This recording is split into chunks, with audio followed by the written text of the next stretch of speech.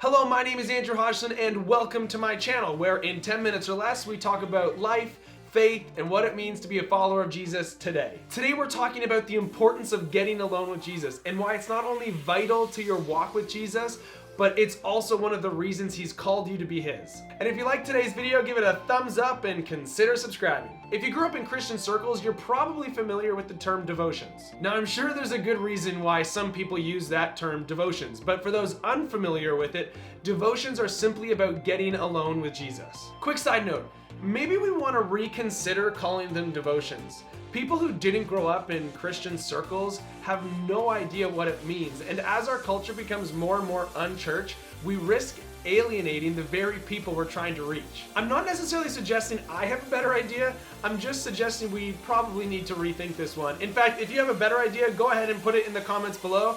Maybe somebody in here has a better idea and we can crowdsource this one. Anyway, back to the main issue. The point isn't what we call it. The point is to find time in our day, to be intentional about spending time with Jesus. One of my favorite authors, teachers, speakers, and evangelists is a guy named Paul Manwaring. He has this great line where he holds up his Bible and he says, "This whole thing from cover to cover can be summed up like this. He wants his kids back." It's true, Father God does want his kids back. And what does a loving father want to do with his kids? He wants to spend time with them. Mark 3:14 says this about Jesus. He appointed 12, designating them apostles, that he might be with them and that he might send them out to preach. This verse shows us why Jesus called the 12 disciples, that they might be with him.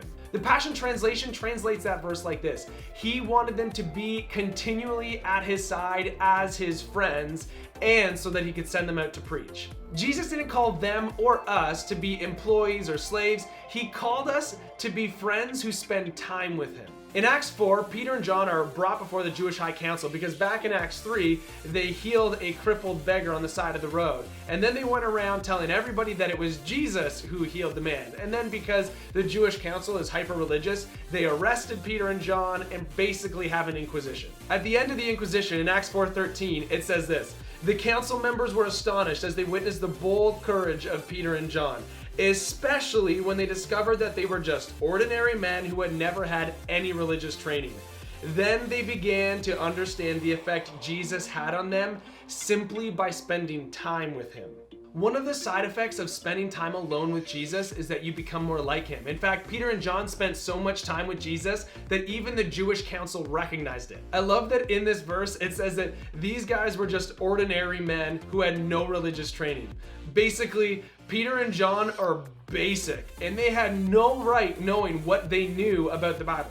But they spent time with Jesus to the point where they knew things about the Bible that they had no right knowing, and they had a boldness and a courage about them that was uncharacteristic of men like them. Larry Sparks says the most powerful ones in public are the most intimate ones with God in private. Getting alone and spending time with Jesus isn't just a good idea, it's our lifeblood as followers of Jesus, because it's in those moments where we draw near to him that we're drawing near to the very one we're called to look like. I'm not saying that you can't do it throughout your day, but there is something special about carving out intentional space in your day just for him. Song of Songs chapter 1 verse 2 says, "Let him kiss me with the kisses of his mouth, for your love is more delightful than wine."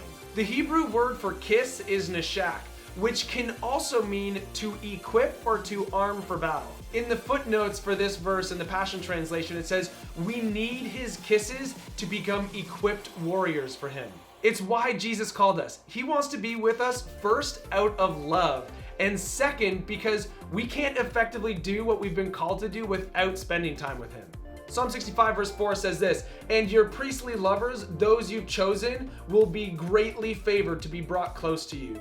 What inexpressible joys are there, what feasts of mercy fill them in your heavenly sanctuary. How satisfied we will be just to be near you."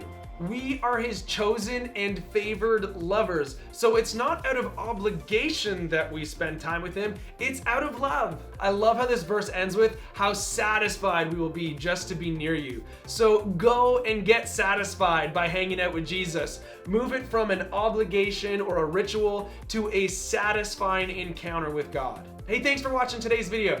Do you spend time alone with Jesus? Do you feel satisfied after you've spent time with Jesus? I'd love to hear what your time with Jesus looks like in the comments below. In fact, it might even inspire somebody else to get alone with Jesus. And if you like this video, go ahead and smack that like button. And if this is the kind of content you like, go ahead and hit that big red subscribe button and the little bell next to it so you stay notified every time there's a new video. See ya!